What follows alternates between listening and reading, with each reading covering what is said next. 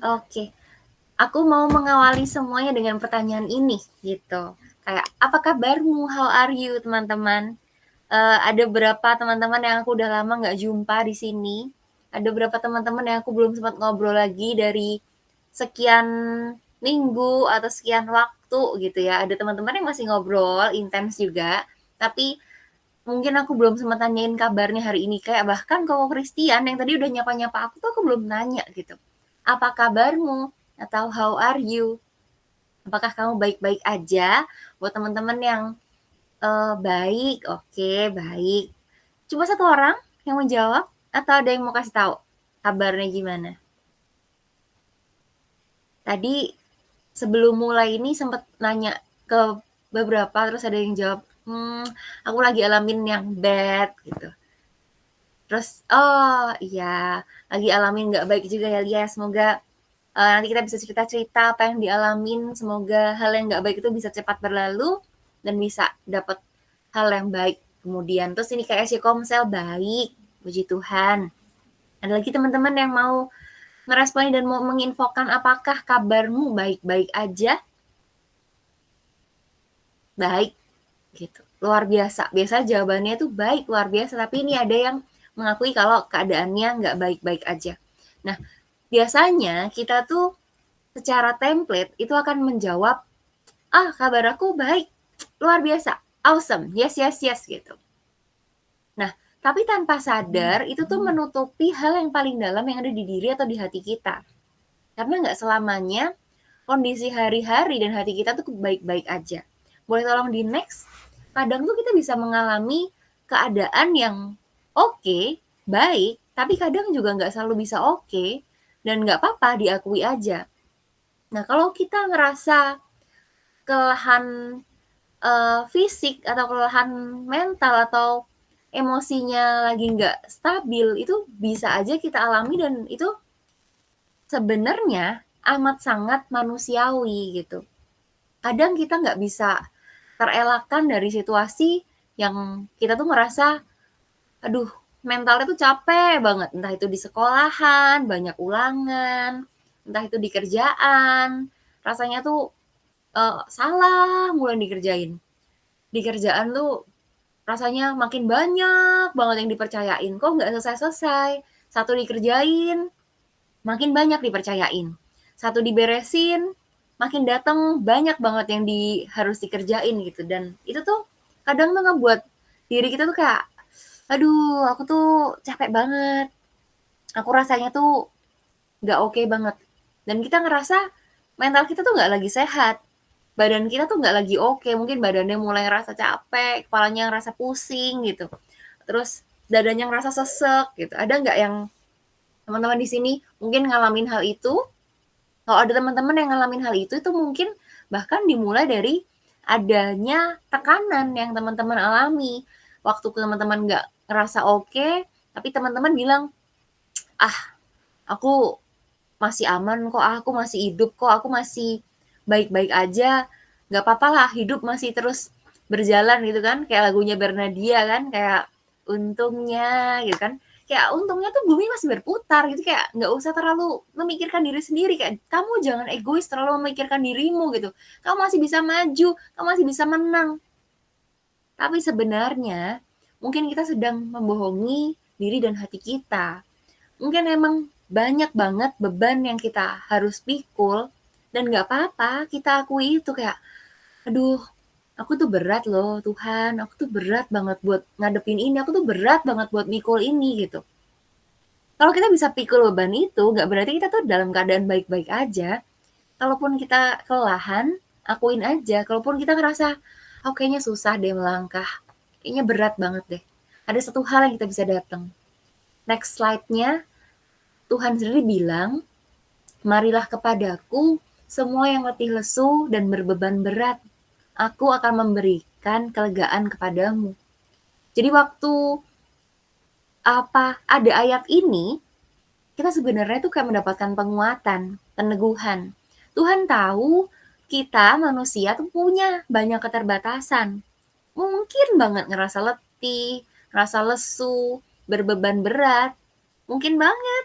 Makanya Tuhan bilang kayak, marilah kepadaku. Datangnya cuma ke Tuhan, dan Tuhan akan memberikan kelegaan.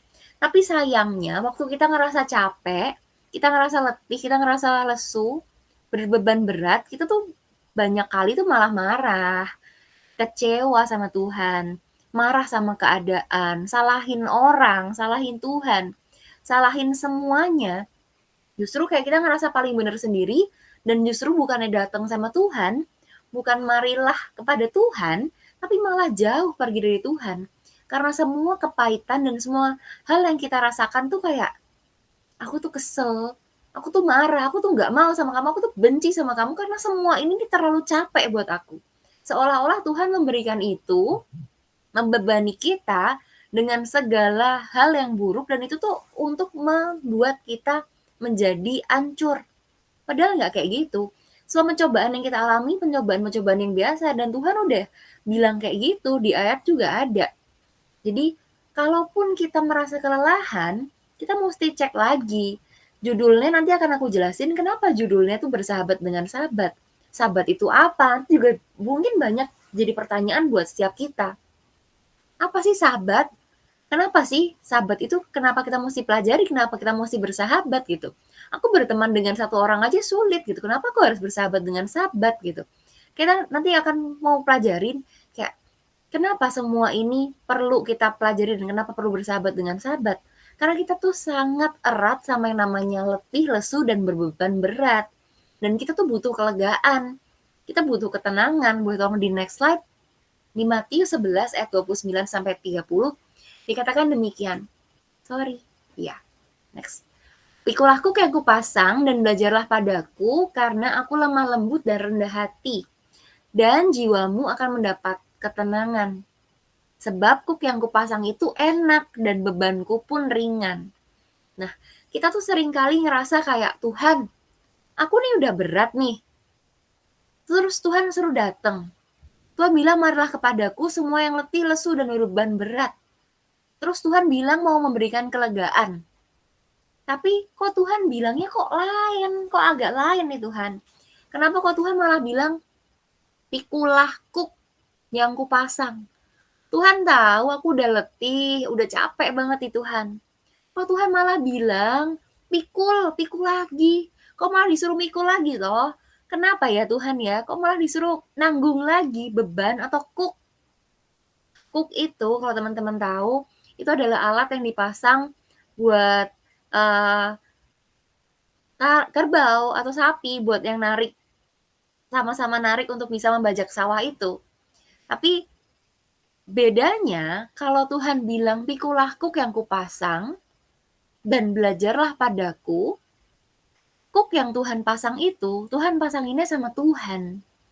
Dan Tuhan sendiri menjadi pribadi yang benar-benar bisa berpartner dengan kita dan kuasanya Tuhan itu nggak terbatas.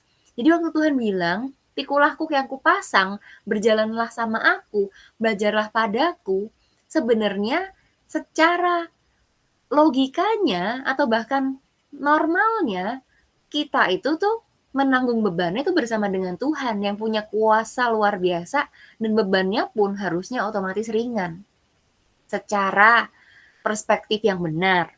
Tapi kita tuh biasanya udah marah-marah duluan. Aku udah capek, kenapa disuruh mikul lagi? Tuhan nggak tahu, Tuhan nggak ngertiin aku. Aku tuh udah ngerasa lelah, kenapa Tuhan malah pasang lagi yang lain gitu. Tuhan nggak ngertiin aku. Kita ngerasa lebih ngerti daripada Tuhan yang menciptakan kita. Kita ngerasa lebih pintar daripada Tuhan yang membentuk kita. Padahal Tuhan bilang kan di firman, aku yang membentukmu dari dalam kandungan, aku tahu kamu tuh mau jadi apa, kamu akan gimana, karena Tuhan mencipta kita. Kalau kita tahu alat atau apapun itu, kita tuh benar-benar akan tahu tujuan dan fungsinya secara maksimal kalau kita belajar dari si penciptanya. Nah, Tuhan adalah pencipta kita. Masa kita lebih sok tahu daripada Tuhan? Waktu Tuhan bilang, aku tuh pasti akan memberikan yang terbaik sama kamu. Tapi waktu kita bilang, Tuhan tuh nggak ngertiin aku tuh maunya gini, aku tuh ngerasa beban beratnya begini gitu. Kita seolah-olah ngerasa lebih ngerti daripada Tuhan.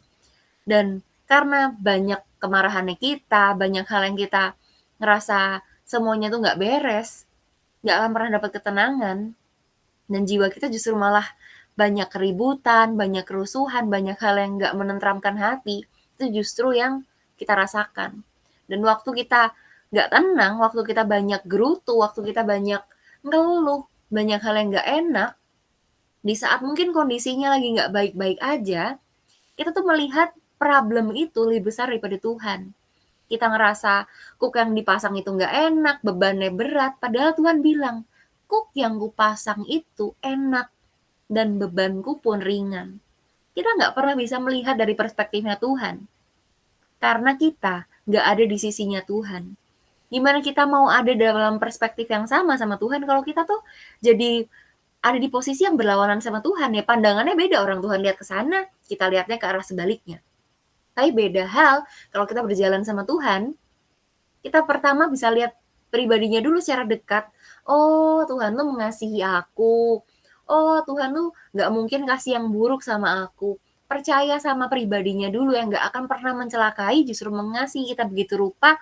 Bahkan anaknya yang tunggal, Tuhan Yesus itu pun diberikan jiwanya, nyawanya, semuanya untuk nebus kita. Kayak yang terlalu luar biasa dan berharga aja tuh Tuhan serahin kok buat nebus kita yang istilahnya cuman manusia fana. Berarti secinta itu, sesayang itu. Terus kayak kenapa kita ragu dan seolah-olah kayak Tuhan mau kita menjadi mengalami banyak hal yang buruk gitu. Jadi kadang tuh kita tuh terlalu menuduh Tuhan untuk melakukan hal yang kejam gitu. Padahal Tuhan nggak pengen gitu kita merasakan hal yang nggak enak, Tuhan merasa kita lemah, Tuhan merasa kita lelah. Bukan hal itu yang Tuhan inginkan. Dan boleh tolong di next slide.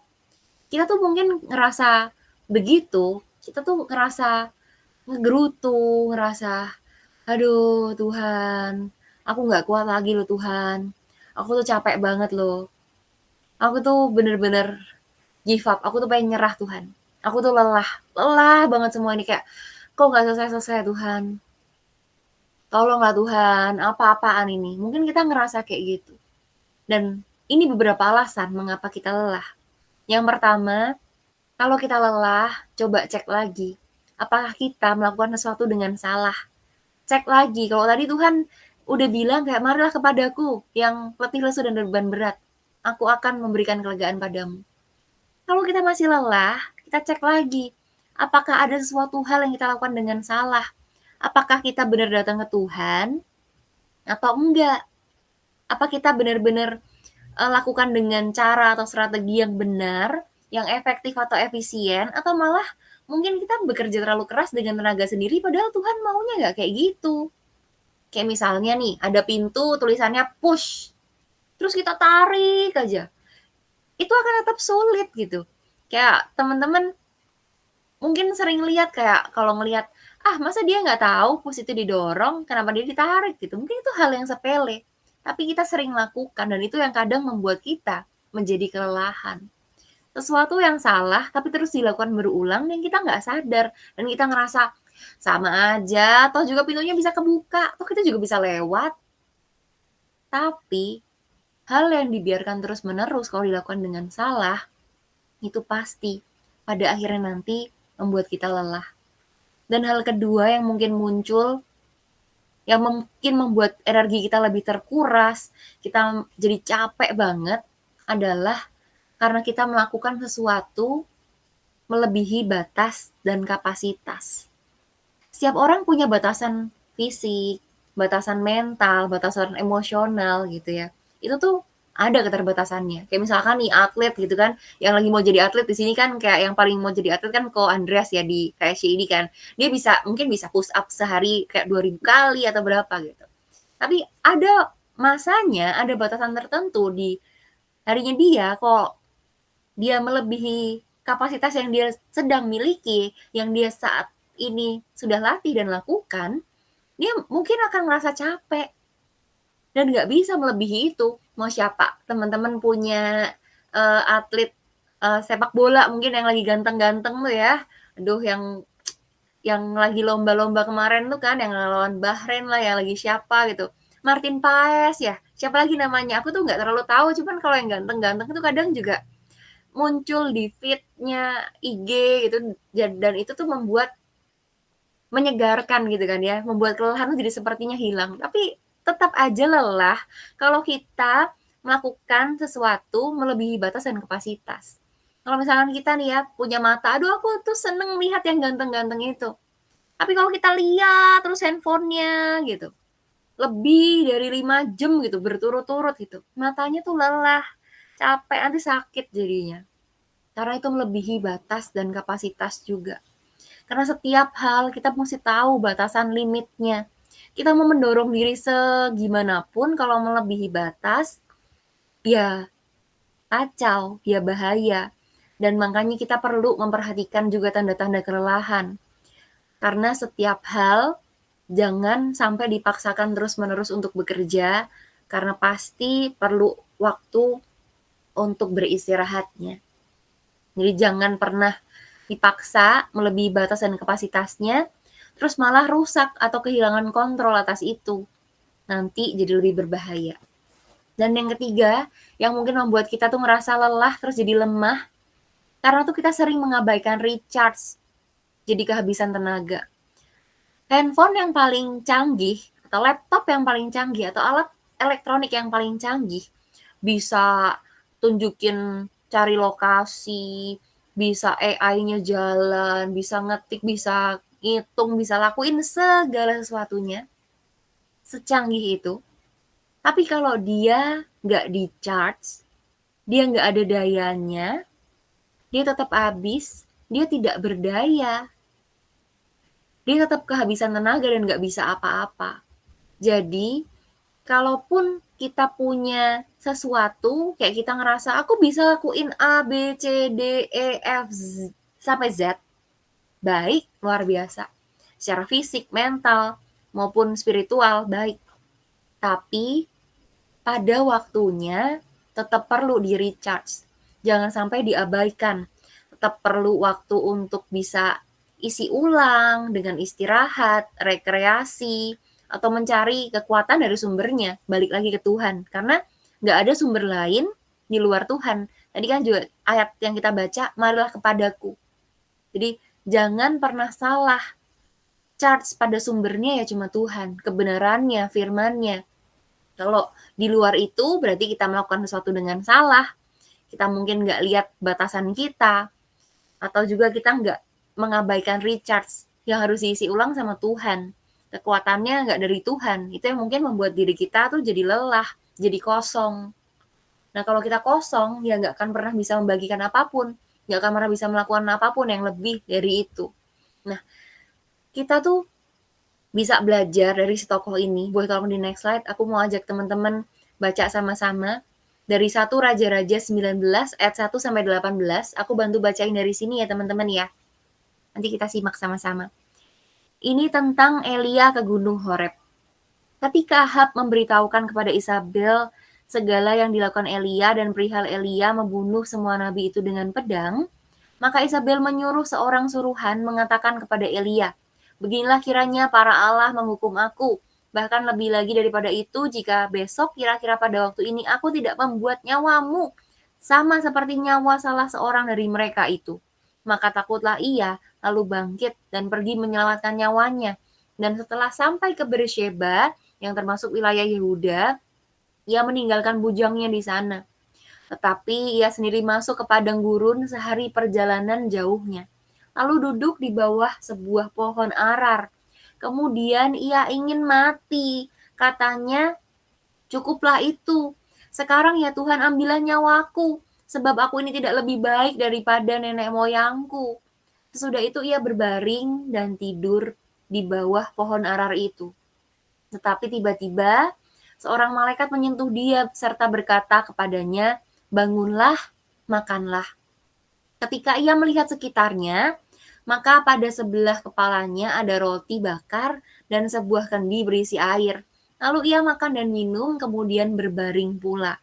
Tapi malaikat Tuhan datang untuk kedua kalinya dan menyentuh dia serta berkata, "Bangunlah, makanlah. Sebab kalau tidak, perjalananmu nanti terlalu jauh bagimu. Maka bangunlah ia, lalu makan dan minum. Dan oleh kekuatan makanan itu ia berjalan 40 hari, 40 malam lamanya, sampai ke gunung Allah, yakni Gunung Horeb. Kemudian dilanjutkan tentang perikop Allah menyatakan diri di Gunung Horeb. Di sana masuklah ia ke dalam sebuah gua dan bermalam di situ. Maka firman Tuhan datang kepadanya, demikian, apakah kerjamu di sini, hai Elia? Jawabnya, aku bekerja segiat-giatnya bagi Tuhan, Allah semesta alam, karena orang Israel meninggalkan perjanjianmu, meruntuhkan mesbah-mesbahmu, dan membunuh nabi-nabimu dengan pedang. Hanya aku seorang dirilah yang masih hidup, dan mereka ingin mencabut nyawaku. Lalu firman-Nya, keluarlah dan berdiri di atas gunung itu di hadapan Tuhan. Maka Tuhan lalu angin besar dan kuat yang membelah gunung-gunung dan memecahkan bukit-bukit batu mendahului Tuhan. Tetapi tidak ada Tuhan dalam angin itu. Dan sesudah angin itu datanglah gempa. Tapi tidak ada Tuhan dalam gempa itu. Dan sesudah gempa itu datanglah api. Tetapi tidak ada Tuhan dalam api itu. Dan sesudah api itu datanglah bunyi angin sepoi-sepoi basah. Segera sesudah Elia mendengarnya, ia menyelubungi mukanya dengan jubahnya lalu pergi keluar dan berdiri di pintu gua itu. Maka datanglah suara kepadanya yang berbunyi, apakah kerjamu di sini, hai Elia? Jawabnya, aku bekerja segiat-giatnya bagi Tuhan, Allah semesta alam, karena orang Israel meninggalkan perjanjianmu, meruntuhkan mesbah-mesbahmu dan membunuh nabi-nabimu dengan pedang. Hanya aku seorang dirilah yang masih hidup, dan mereka ingin mencabut nyawaku. Firman Tuhan kepadanya, pergilah, kembalilah ke jalanmu melalui padang gurun ke Damsyik. Dan setelah engkau sampai, engkau harus mengurapi Hazael menjadi raja atas Aram. Juga Yehu, cucu Nimsi, haruslah kau urapi menjadi raja atas Israel. Dan Elisa bin Safat dari Abel Mehola harus kau urapi menjadi nabi menggantikan engkau. Maka siapa yang terluput dari pedang Hazael akan dibunuh oleh Yehu, dan siapa yang terluput dari pedang Yehu akan dibunuh oleh Elisa. Tapi aku akan meninggalkan 7.000 orang di Israel, yakni semua orang yang tidak sujud menyembah Baal dan yang mulutnya tidak mencium dia. Demikianlah firman Tuhan. Amin. Boleh tolong di next slide? Kita tuh mungkin bilang, Nabi Elia aja bisa kelelahan. Iya, Nabi Elia aja bisa kelelahan. Semua kita ternyata bisa kelelahan. Boleh tolong di next slide? Apakah suaraku masih terdengar? Oke. Nah, kelelahan itu bisa dirasakan oleh semua orang. Orang yang berapi-api, mau menang habis dari pertempuran melawan para Baal, para nabi-nabi Baal, si Elia orang kuat, dia tetap bisa ngerasa lelah. Dia bisa ngerasa kecil, bahkan dia bilang, Tuhan, aku pengen mati rasanya. Elia bisa merasa lelah. Dan kelelahan itu bisa dirasakan oleh siapa? Oleh orang-orang yang dirinya ngerasa kecil. Ah, aku mah nggak bisa apa-apa. Udahlah, nggak ada harapan lagi lah, aku udah capek buat semuanya. Akan jadi jauh lebih mudah ngerasa lelah atau ngerasa kalah. Dan yang ketiga, waktu kita ngerasa sendirian, dan Elia ini juga menunjukkan kayak, Tuhan aku tuh sendiri, semua orang udah mati, dibunuh, yang kenal Tuhan semua udah nggak ada, cuman aku sendiri doang. Dia ngerasa nggak ada orang yang bisa ngertiin dia, bahkan Tuhan nggak ngertiin, Tuhan kamu tuh nggak ngertiin, aku tuh sendirian loh, aku udah kerja capek loh, gitu. Jadi Elia ngerasa lelah. Dan yang keempat, orang yang gimana yang bisa merasa lelah? Orang yang merasa usahanya sia-sia dan nggak ada perubahan. Tuhan aku udah berbuat gini loh, kok nggak ada ya yang tolong aku? Tuhan aku udah berbuat kayak gini loh, kok nggak ada ya yang berubah? Semuanya sia-sia. Yang ada dia ngerasa lelah. Buat apa aku kerjain ini semua kalau ini nggak berubah? Buat apa aku perjuangin ini semua sendiri kalau semuanya kayak gini? Lelah. Dan juga orang bisa mengalami kelelahan karena adanya penghakiman.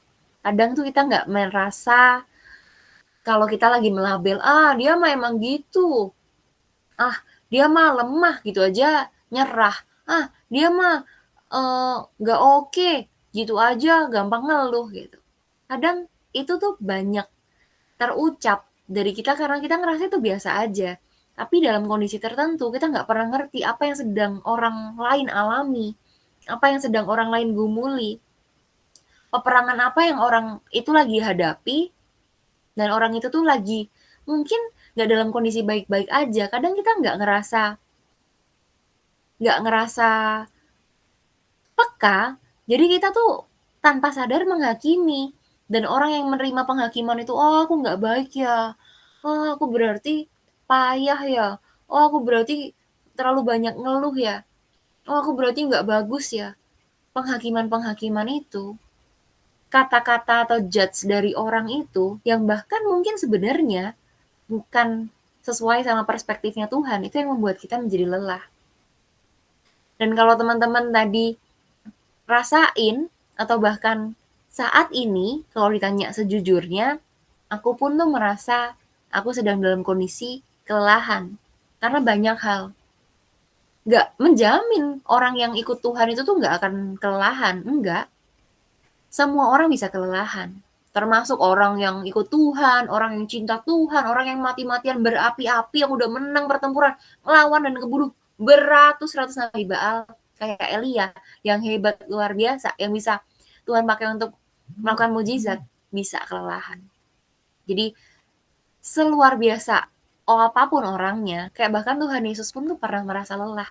Ada loh masanya Tuhan Yesus tuh merasa lelah di perjalanan, terus duduk di pinggir sumur, tapi justru dari kelelahan itu memberkati wanita Samaria. Dari kata-katanya Tuhan Yesus justru malah bisa menjamah dan membuat wanita Samaria jadi kenal Tuhan. Jadi kelelahan itu mungkin bisa dirasakan oleh setiap orang.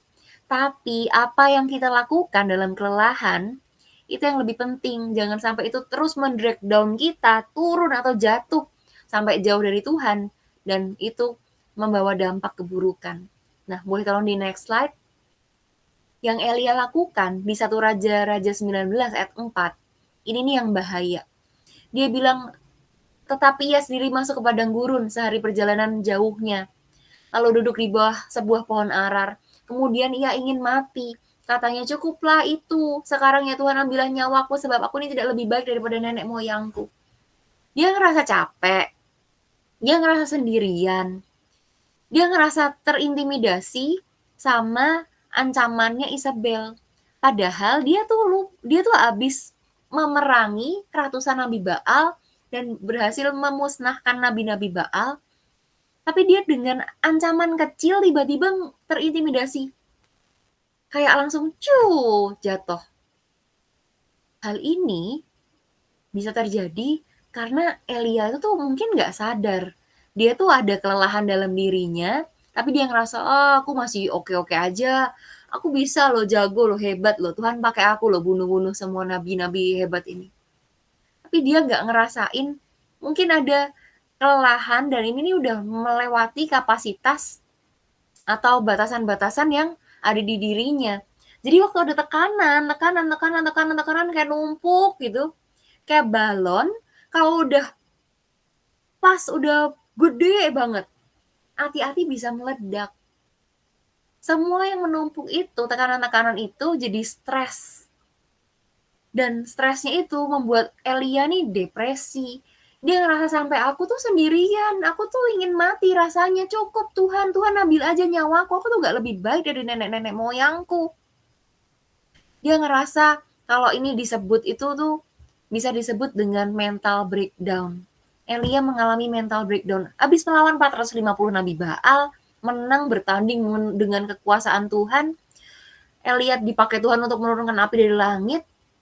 Tapi dengan bahkan yang bilang ancaman ini suruhannya Isabel doang, tapi dia langsung hancur, langsung down. Karena ada mindset yang nggak benar, itu melakukan dengan salah yang tadi.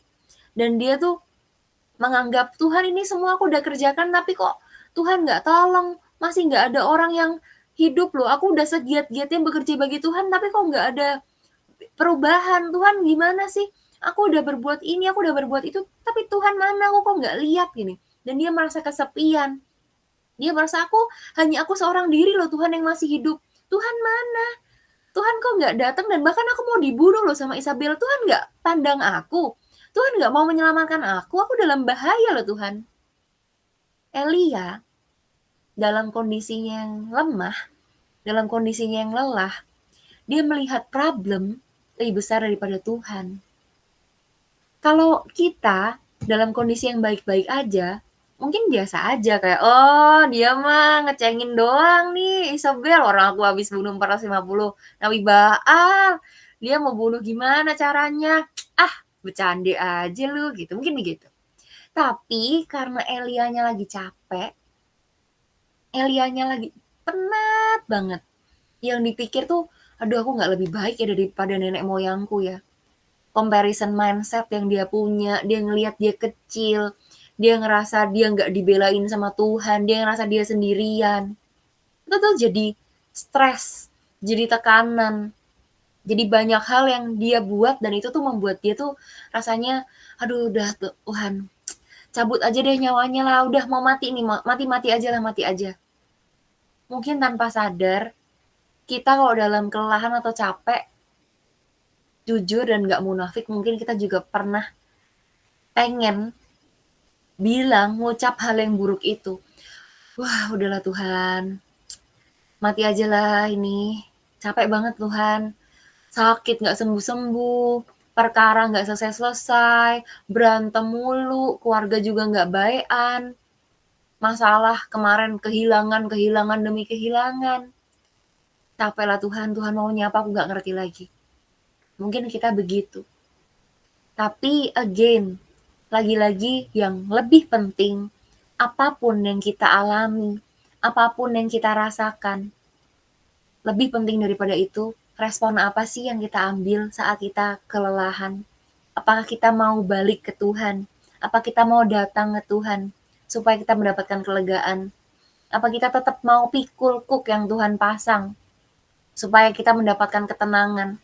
Dari Matius tadi kita belajar, harusnya datang sama Tuhan supaya dapat kelegaan. Tapi, again, kalau kita kelelahan, nggak akan pernah bisa tuh ingat kebenaran. Yang ada tuh, salah, kalah, udah semua yang jelek-jelek. Nah, makanya boleh tolong di next, ini kuncinya. Rest, don't stress. Jadi waktu kita ngerasa, kayaknya udah bebannya berat banget deh. Taruh dulu, istirahat dulu. Kalau misalkan teman-teman lihat ini mereknya harus ditutupin ya. Nah, ini sebotol air mineral. Mungkin kelihatannya kecil, tapi teman-teman, kalau teman-teman nggak percaya, kalau teman-teman mau coba, pegang kayak gini, 10 jam aja. Capek nggak? Capek. Mau taruhan nggak? Taruhan deh. Kalau mau sekuat apapun, tapi teman-teman disuruh pegang gini aja, tangannya lurus aja, nggak boleh gerak, 10 jam. Sekalipun bebannya kecil, tetap aja nanti teman-teman akan ngerasa lelah. Bisa ngerasa stres, aduh capek nih, aduh lelah nih, kayak pada akhirnya tumbang. Karena nggak istirahat. Kita bisa ngerasa ini ringan karena ada istirahatnya. Tapi waktu ini dipegang terus, digenggam terus, diangkat terus bebannya, itu yang ngebuat kita jadi lelah, letih, lesu, dan lama-lama jadi kalah. Nah, makanya waktu kita mau bilang, Tuhan aku nggak mau stres, kuncinya rest. Nah, rest itu apa? Ini yang sesuai sama tema dan judul yang dipilih. Buat tolong di next slide. Rest itu kalau kita belajar dalam kebenaran firman Tuhan, itu tuh Tuhan bilang dengan sabat. Ada hari khusus, ada waktu khusus untuk beristirahat. Bukan soal harinya, nggak bilang, oh sabat itu hari Sabtu, oh sabat itu kan hari Minggu, kan liburnya kita kan hari Minggu. Atau ada juga saudara-saudara kita yang ada yang beribadahnya secara khusus hari Jumat. Kayak, lo ini aja beda, terus harinya yang mana yang pasnya buat beristirahat? Sabatnya yang bener yang mana? Bukan soal harinya. Dan bahkan bukan soal kegiatan rohani yang dilakukan itu apa. Tapi yang lebih penting dari yang namanya sabat, itu mengambil jeda dan memberikan pada diri apa yang diperlukan. Kalau dia tubuhnya yang lelah, istirahat. Waktu Elia capek, waktu Elia ngerasa lelah, Tuhan nggak bilang, baca Alkitab banyak-banyak Elia, kamu harus mendengarkan khotbah 10.000 menit gitu. Enggak. Tuhan bilang makan, terus kamu tidur. Makan dulu kenyang, terus kamu bobo. Tubuhnya dulu yang dipulihkan. Waktu tubuhnya dipulihkan, mendapatkan kesegaran, jiwanya, pikirannya bisa beda. Oh Tuhan, yang awalnya Elia itu mikirnya, aku sendirian. Oh aku tuh kalah, aku tuh lemah. Tapi Tuhan ubah mindsetnya Elia. Waktu Elia udah beristirahat, ada rest dalam jiwanya, mindsetnya Elia berubah. Mindsetnya Elia dirubah.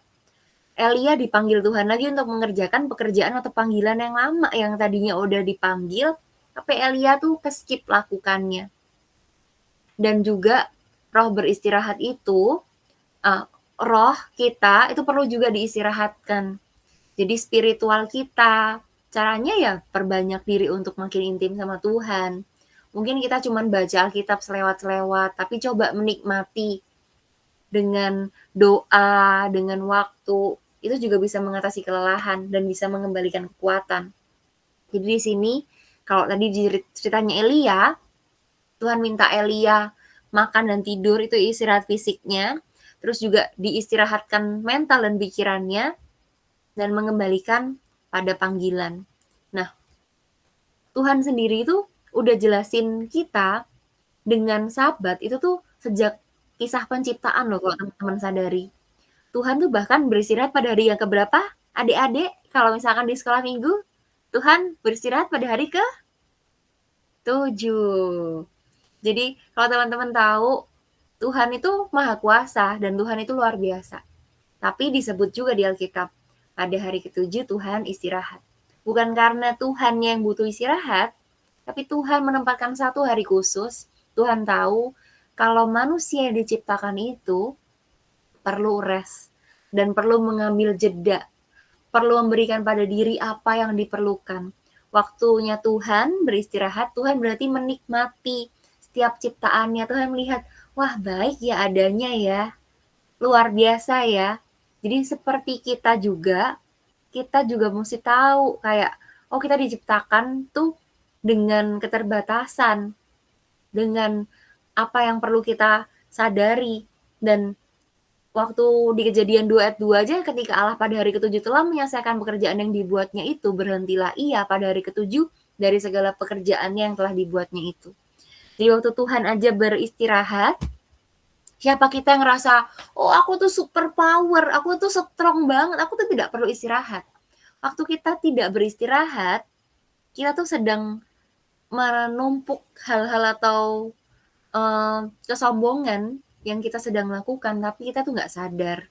Jadi ya hati-hati, jangan sampai kita merasa lebih kuat daripada Tuhan dan nggak butuh istirahat.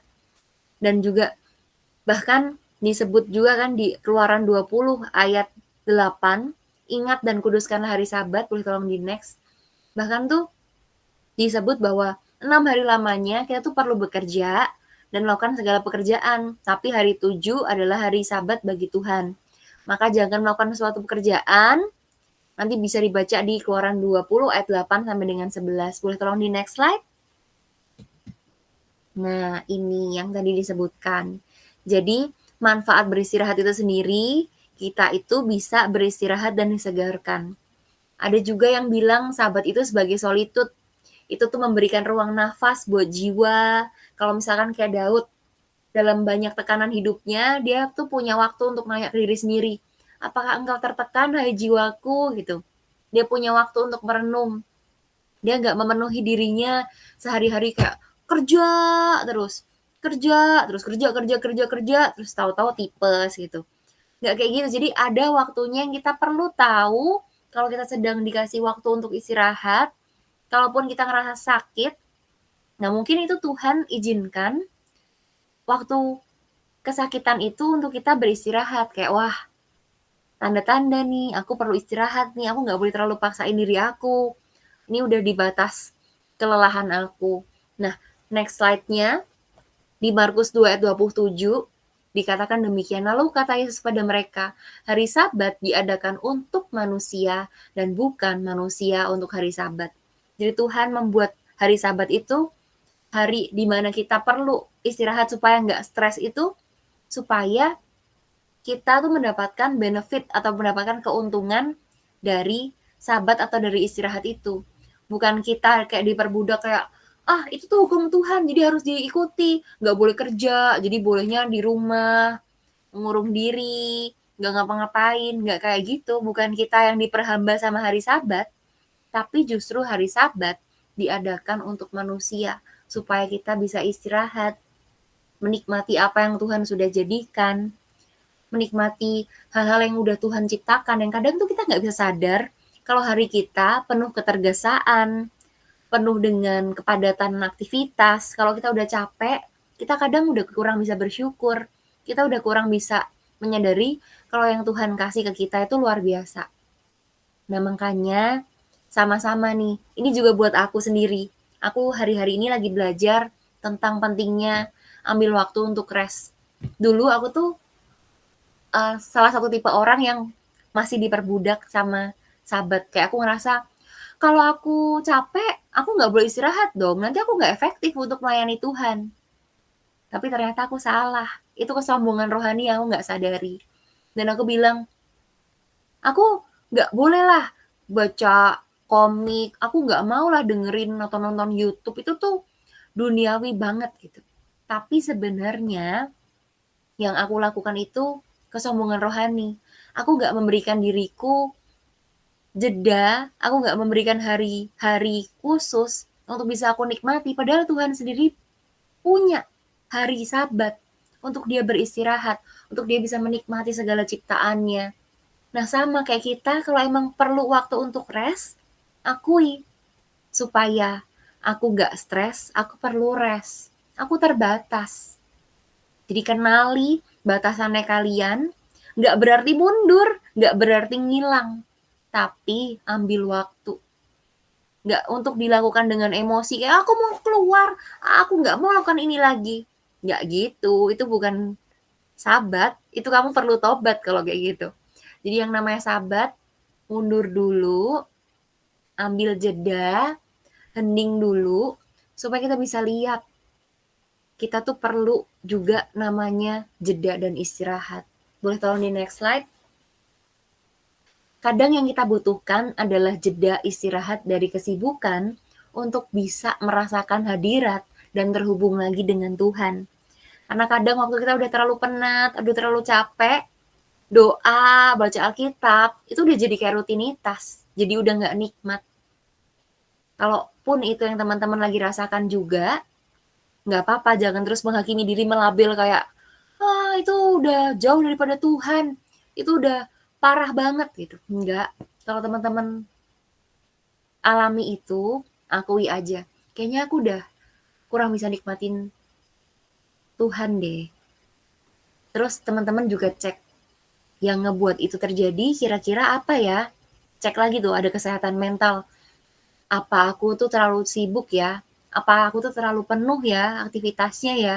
Apa aku terlalu terburu-buru ya? Apa aku tuh terlalu melakukan ini dengan salah ya? Di mana ya yang salah ya?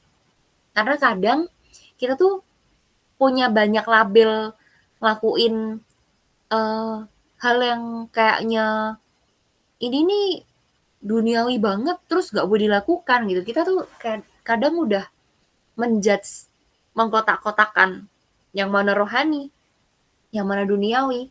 Padahal harusnya kehidupan itu adalah keseluruhan. Tubuh, jiwa, dan roh itu tuh disatukan.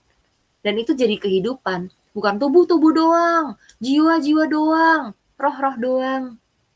Enggak. Padahal itu satu kesatuan dan itu membutuhkan rest supaya kita tidak stres. Jadi waktu kita mau terhubung lagi sama Tuhan, kita mau rasain ketenangan, kita mau rasain hadiratnya Tuhan, mungkin yang perlu kita lakukan adalah mengambil Sabat untuk rehat, supaya hadiratnya Tuhan bisa lagi kita rasakan. Jadi buat teman-teman, dan ini juga aku sharing, karena kadang aku ngerasa waktu rutinitas atau kesibukan kita tuh jadi terlalu menguasai kita, kadang waktu untuk menikmati keindahan atau menikmati istirahat kita, itu kita anggap sebagai dosa, dan itu berbahaya.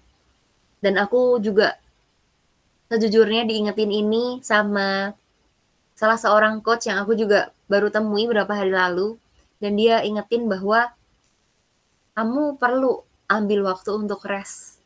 Karena waktunya kamu untuk rest, kalau kamu nikmatin, bener-bener kamu cherish itu, kamu bener-bener hargai itu bisa jadi membuat kamu punya momen yang khusus sama Tuhan, bisa terhubung lagi sama Tuhan, dan itu membuat kamu bisa lebih efektif, dan kamu pulih, dan kamu maksimal lagi. Kalau kayak ke-recharge gitu.